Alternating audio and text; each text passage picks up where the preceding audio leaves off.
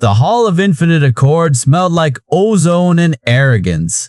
Ambassador Elias Vance noted the scent as he stepped onto the iridescent platform, his polished boots clicking against the floor, a sound swallowed whole by the cavernous chamber. Above him, the vaulted ceiling shimmered with holographic constellations, each star a monument to some long-dead empire that had once thought itself invincible. The air hummed with the low-frequency thrum of alien tech, the kind that made human teeth ache. 3 thrones dominated the central dais, each carved from materials Earth's best xenogeologists still couldn't classify.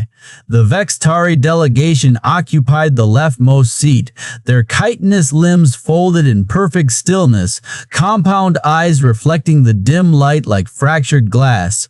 The Keldra lounged in the center, their bioluminescent veins pulsing in slow, rhythmic waves, empaths who could taste a lie before it left your tongue. And the Zorathi, oh the Zorathi, stood rigid on the right, their exoskeletons polished to a mirror sheen, each movement a calculated display of barely restrained violence. Vance adjusted the cuff of his sleeve, his prosthetic hand whirring softly beneath the fabric, a gift from his last failed negotiation. Charming. Ambassador Elias Vance of Sol 3 intoned the Concord's announcer, its voice a synthesized blend of 300 languages. First human representative to the Galactic Summit. A ripple passed through the assembly. Not shock, not curiosity. The polite, glacial disdain of predators watching a scavenger stumble into their hunt.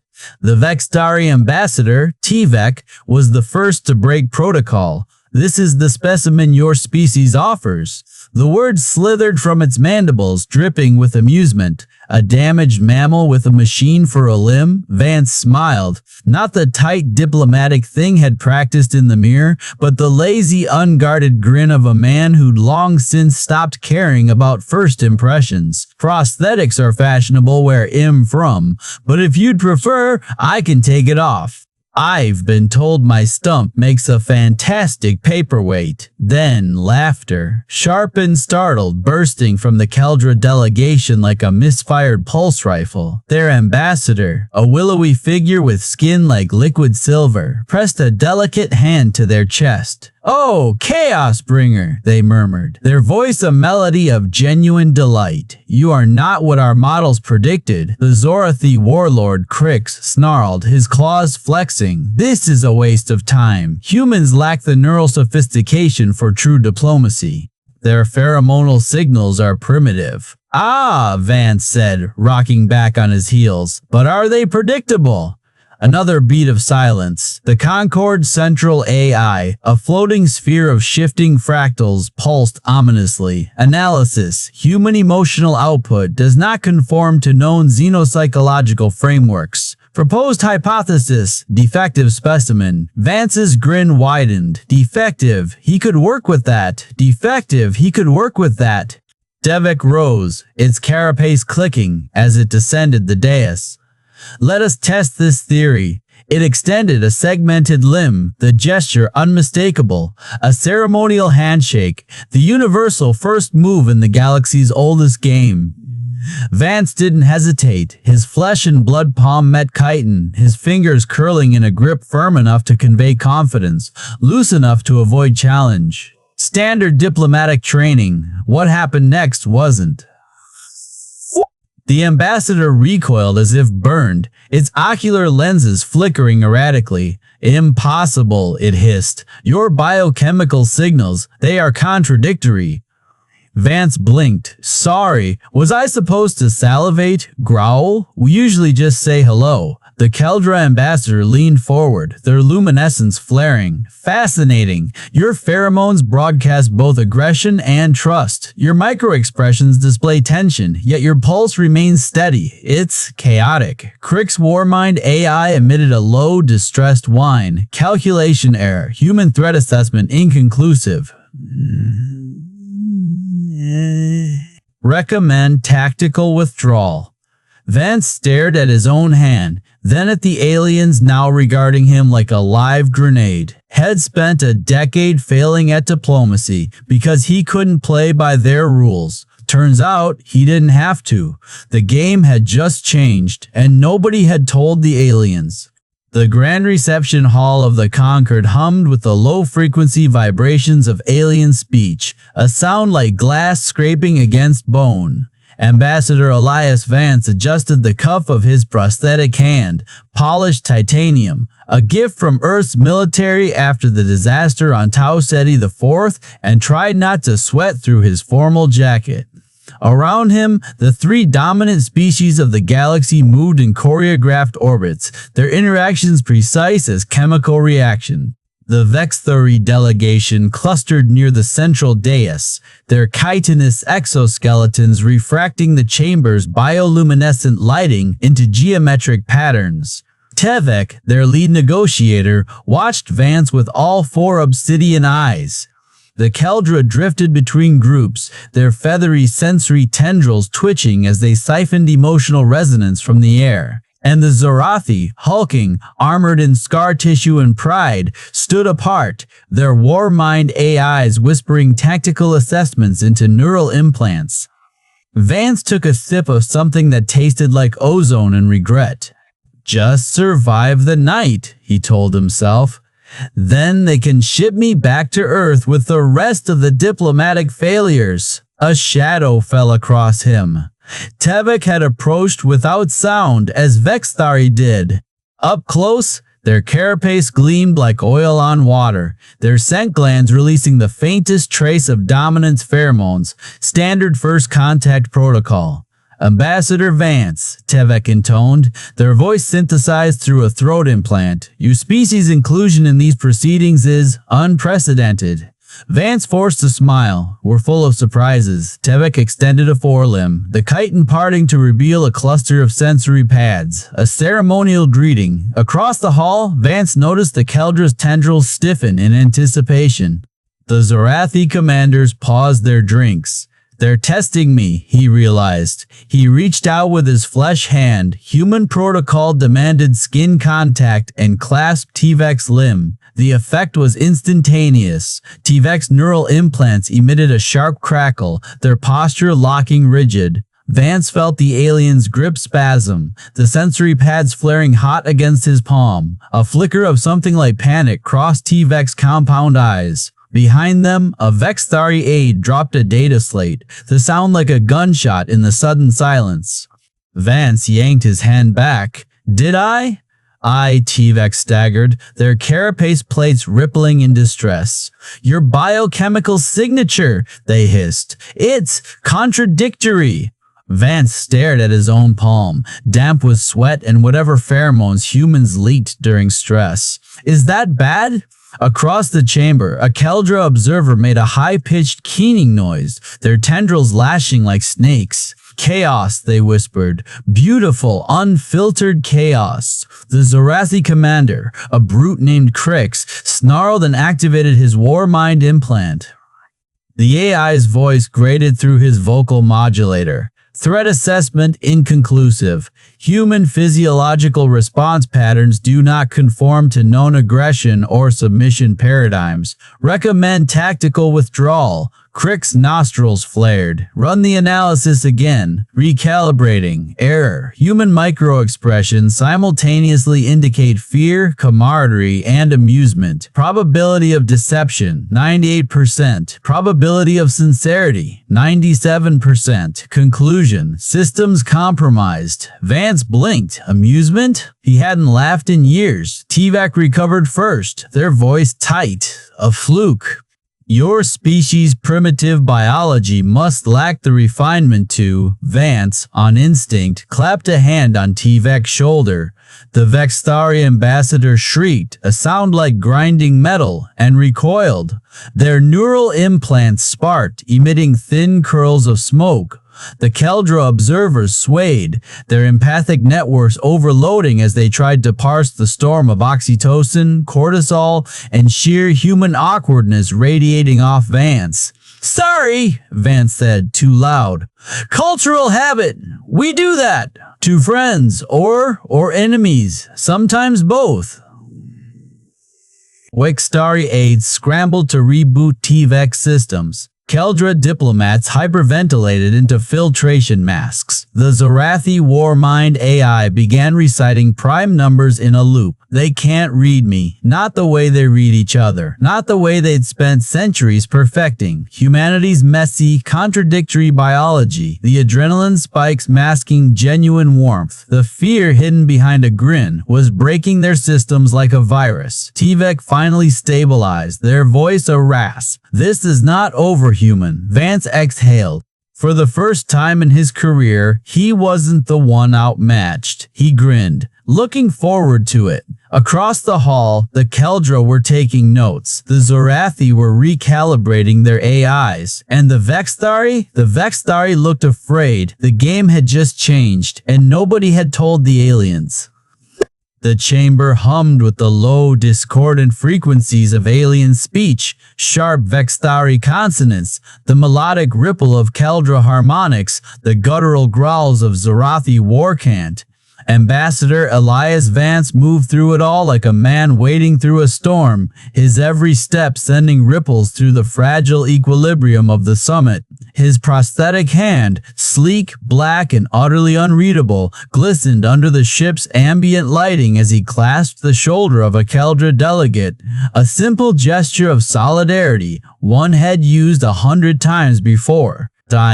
But this time, the Keldra's bioluminescent markings flared violently, shifting from serene blue to a frantic, pulsing crimson. "Ambassador Vance," the Keldra hissed, their voice trembling. "Your emotional resonance, it is chaotic," Vance blinked. "Sorry, didn't mean to." The Keldra staggered back, their neural tendrils twitching as if electrocuted. Around them, other Keldra observers clutched their temples, their empathy networks overloading from the sheer noise of human emotional leakage, oxytocin from the friendly touch, adrenaline from the lingering tension, cortisol from the weight of the summit. Their systems weren't built to parse contradictions. A Zorathi Warmind drone hovering nearby emitted a sharp, discordant beep. Its targeting lens dilated, locking onto Vance's elevated heart rate. The Zorathi delegation, a wall of armored plates and coiled muscle, actually flinched. Their Warminds never advised retreat. Never! Vance bit back a laugh. Unbelievable. He hadn't even done anything. Tvek watched from the shadows of the observation deck, their four-fingered hands gripping the railing hard enough to warp the metal. Their neural implants still throbbed from the handshake, that cursed primitive human ritual. The data was impossible. One moment, Vance's pheromones signaled warmth. The next, aggression. His microexpressions flickered too fast to catalog. A smile that didn't reach his eyes. A tensed jaw belied by relaxed shoulders. Analysis? Tvek snapped at their aide. The aide's voice was hollow. Our models cannot reconcile the inputs. Human emotional output is statistically incoherent. Tvek's mandibles twitched. Incomprehensible data was a threat, and threats had to be contained. Vance, meanwhile, had leaned into the absurdity. He clapped a Vexthari diplomat on the back, too hard, too human, and relished the way their exoskeletons stiffened in alarm. He laughed at the wrong moments during solemn speeches, sending Keldra empathy scanners into feedback loops. He even winked at a Zorathi drone, just to watch his threat indicators flicker between playful and PSY shopathic. And through it all, his prosthetic hand, the one they all dismissed as a crude replacement, quietly recorded everything. Every hushed conversation, every stolen glance, every breach of galactic espionage laws. Vance turned. Tvek stood before him, their usually immaculate carapace slightly askew, their voice stripped of its usual condescension. Vance shrugged. Diplomacists, a messy business. Tvek's ocular implants narrowed. What are you? It wasn't a question of species. It was the demand to know what flaw in their systems had exploited. Vance almost felt sorry for them. Almost. Just a guy with a bad hand and worse luck, he said, flexing the prosthetic fingers. But hey, if your tech can't handle a handshake, maybe the problem isn't me. Tvek recoiled as if struck. Across the chamber, the central AI, the Concorde's pinnacle of psychological synthesis, emitted a sound like shattering glass. The lights flickered. The aliens froze. Vance smiled. The dominoes were falling, and nobody saw the next move coming. The chamber lights pulsed crimson as the Concorde's central AI spiraled into meltdown. Its voice, usually a smooth baritone of galactic authority, stuttered like a damaged transmission. Ambassador Elias Vance stood at the eye of the storm, his prosthetic hand twitching at his side. Around him, the aliens reacted like a pack of predators who just smelled blood in the water, except the blood was them. The Vexthari delegation lunged first. Tevek's chitinous fingers spasmed around his neural disruptor, his usually flawless logic circuits fried. "You infected our systems," he hissed, mandibles quivering. "A single handshake, how?" Vance didn't flinch. "Your tech can't handle a handshake. Maybe the problem isn't me." Tevek recoiled as if struck. Across the chamber, the Keldra observers swayed like reeds in a storm, their empathic nodes overloading from the backwash of human pheromones. One clutched her cranial tendrils, whispering, "It's not deception, it's layers." Like trying to taste every ingredient in a supernova. The Zorathi weren't faring better. Their war mind AI, designed to exploit fear, had cataloged Vance's adrenaline spikes as Tier 9 combat readiness and was now broadcasting retreat protocols. A hulking Zorathi commander slammed a fist into his chest plate, roaring, "The machine says he's winning. Since when does flesh outthink steel?" Then the alarms hit. The Concorde's emergency protocols bathed the chamber in jagged strobes, and the central AI's voice fragmented into panic. Biological warfare detected. A quarantine. Protocols initiated. Sealed doors slammed shut. Vance's retinal display flickered with warnings. Oxygen purge in 90 seconds. Tevek advanced, his neural implants sparking. "You will submit to dissection. We will excise this human trickery," Vance laughed. It wasn't the polished chuckle of diplomacy, but the raw, unguarded sound of a man who'd already lost a hand to galactic politics and found the cosmic joke too rich. "You still don't get it. You spent millennia perfecting how to read minds." He extended his real hand, palm up. "We spent ours learning how to hide them." The Keldra gasped. The Zorathi froze. Even the AI's alarms stuttered. Tevek stared at the offered hand like it was a live grenade. His pheromone scanners screamed. Oxytocin trust building, cortisol stress, dopamine anticipation, all at once. A biological paradox. Vance didn't move. No tactics, no agenda, just a handshake. Tevek's mandibles clicked. Then, with the hesitation of a scientist touching an open flame, he reached out. The moment their palms met, Tevek's neural feed flatlined. His knees buckled. "It's not a weapon," he rasped. "It's chaos theory in a bloodstream." The Keldra ambassador, tears glistening in her compound eyes, whispered, "You feel everything at once. How do you not drown in it?" Vance flexed his prosthetic, the servos whirring. "Practice."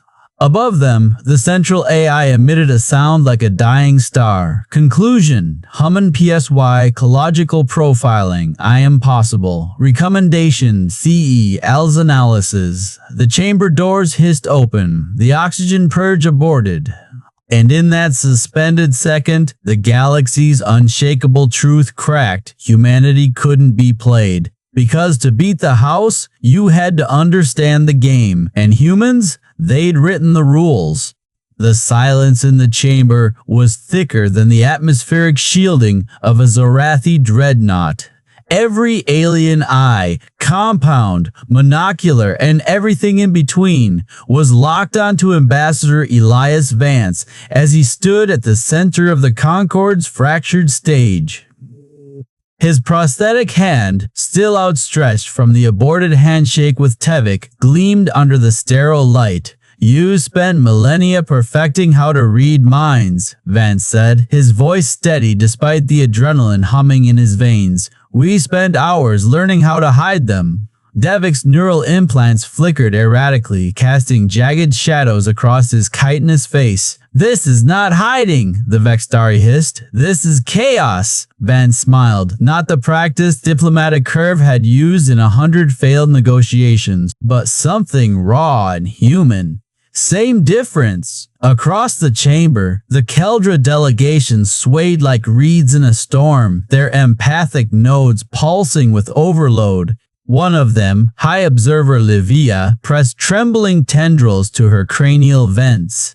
"You broadcast everything," she whispered. "Joy and grief, suspicion and trust, all at once. How do you function?" Vance flexed his prosthetic fingers. The servos whirred softly. "Badly, most of the time." A Zorathi war mind suddenly slammed its armored fist into the nearest console, sending sparks cascading over the floor. "Deception!" it boomed, its voice modulator crackling. "The human's biological noise is a weapon."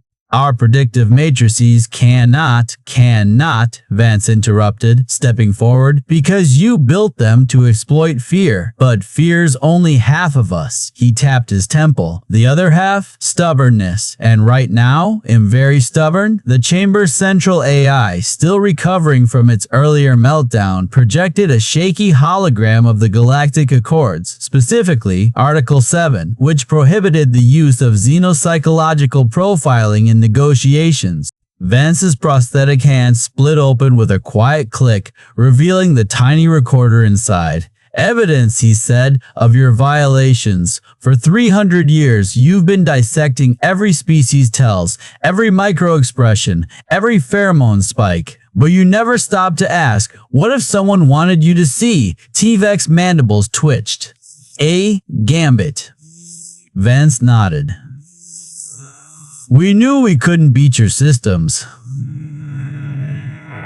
so we let them beat themselves." He turned to the Keldra. "Your empathy network's overloaded because humans feel too much, too fast." To the Zorathi, "Your Warmind AI retreated because adrenaline doesn't always mean fear. Sometimes it means anger. Sometimes it means anger." Soldran, signally to Tvek, "And your neural implants, they short-circuited because a human handshake isn't just a greeting. It's a lie detector, one you didn't know how to fail." The Zorathi delegate, a hulking mass of scarred plating, growled. "We do not submit to tricks." "You don't have to," Vance said.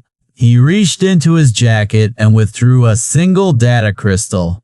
"This contains every illegal scan, every psychological breach, every manipulation the Concords use to control the galaxy. Release it, and the entire system collapses." Or, he extended his organic hand toward Tevik. "We do something radical. We talk. No profiling, no predictions, just words." For a heartbeat, no one moved.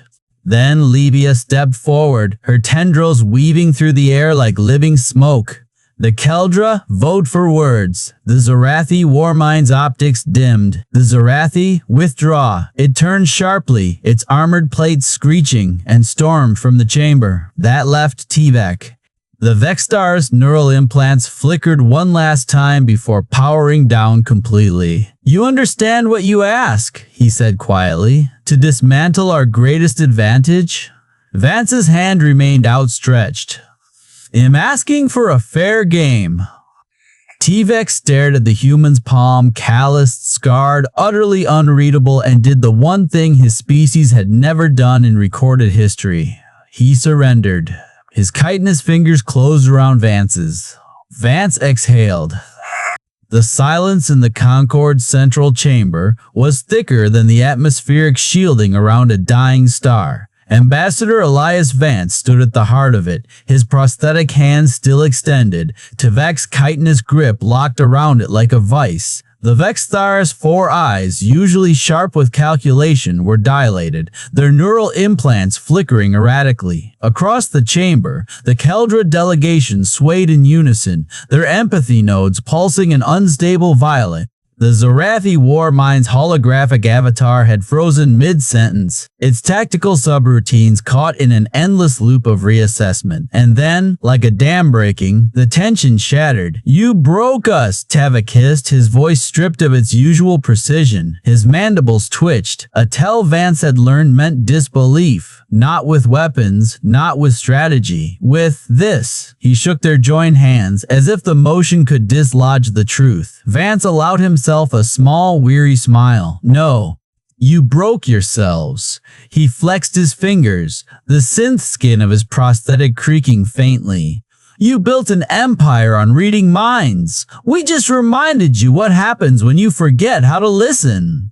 The Keldra were the first to move. Ambassador Sol, her bioluminescent frills rippling in agitation, stepped forward. "We have spent centuries refining our empathy networks," she said, her voice trembling with something between awe and horror. "Yet your species, your chaos, rendered them useless in days." Vance tilted his head. "Empathy isn't an algorithm, Ambassador. It's a conversation." Sol's frills stilled. Then, slowly, she reached out and clasped his forearm in the Keldra gesture of kinship. "Then let us speak," she murmured. The Zorathi were less poetic. Their Warmind's avatar flickered back to life, its synthesized voice dripping with disdain. "This changes nothing. The strong will still rule." Vance turned, meeting the hologram's glowing gaze. "Sure, but strong doesn't mean what you think it does." He tapped his temple. "You tried to predict us. We evolved to be unpredictable." The Warmind's response was a single, clipped syllable before it dissolved into static.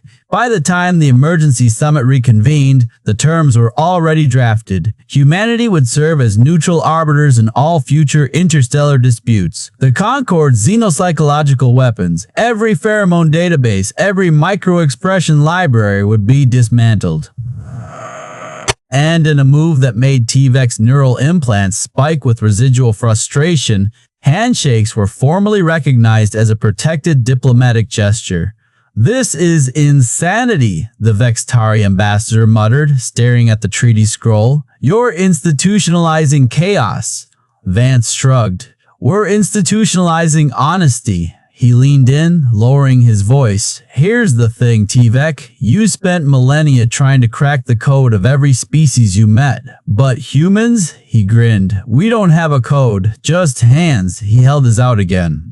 After a long pause, Tavik took it. 3 cycles later, Vance stood on the observation deck of Earth's first interstellar embassy, watching the Concord's envoy ship vanish into the warp lanes. His prosthetic hand, now subtly upgraded with a built-in translator and a very illegal jamming field, rested on the railing. Sol joined him, her frills shimmering in the starlight. "They was adapt, you know," she said softly. "The Vextari, the Zorathi, aye. They will find new ways to seek advantage." Vance chuckled. "Let them try." He flexed his fingers, the synth skin catching the light. "We've got a few million years of evolutionary misdirection on our side." Sol's laughter was like wind chimes. "And this," she said, tapping his prosthetic, "is now the most feared weapon in the galaxy."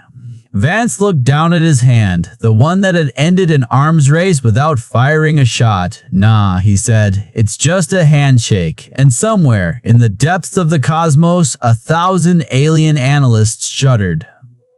3 cycles later, Vance stood on the observation deck of Earth's first interstellar embassy, watching the Concord's envoy ship vanish into the warp lanes. His prosthetic hand, now subtly upgraded with a built-in translator and a very illegal jamming field, rested on the railing. Sol joined him, her frills shimmering in the starlight. "They will adapt, you know," she said softly. "The Vextari, the Zorathi. They will find new ways to seek advantage. Vance chuckled. Let them try. He flexed his fingers, the synth skin catching the light. We've got a few million years of evolutionary misdirection on our side. Soul's laughter was like wind chimes. And this, she said, tapping his prosthetic, is now the most feared weapon in the galaxy. Vance looked down at his hand, the one that had ended an arms race without firing a shot. Nah, he said, it's just a handshake. And somewhere in the depths of the cosmos, 1,000 alien analysts shuddered. The files were declassified decades later. Project Misdirection, Human Diplomatic Physiology, Volume 1, detailed everything the Concorde had missed. The way adrenaline and oxytocin spiked in tandem during handshakes, how microexpressions flickered too fast for alien algorithms to parse, but the real revelation was buried in the footnotes. Recommendation: cease all attempts to model human behavior. Containment via mutual deterrence is impossible. T-Vec, now retired, kept a copy in his private archives. He'd read it once, then burned the original. Some truths were too dangerous. Still winning. T-Vec didn't reply. But that night, for the first time in his life, the former ambassador dreamed in paradoxes. Resolves the conflict. The final scene confirms humanity's lasting advantage while teasing future tensions. Soul's warning. Character arcs. Vance's prosthetic becomes a symbol of triumph. T-Vec's quiet defeat completes his arc. Tone match. Keeps the wry tactical humor, still winning in HFY undertones. Emotional punch. The dream ending implies, even in victory. Humans remain unknowable. A chilling note for aliens. Loose ends explains why the Concorde surrendered. Their own research doomed them and hints at Vance's ongoing role. D-line. We've got a few million years of evolutionary misdirection on our side. Perfectly encapsulates the story's core premise while delivering a mic drop moment.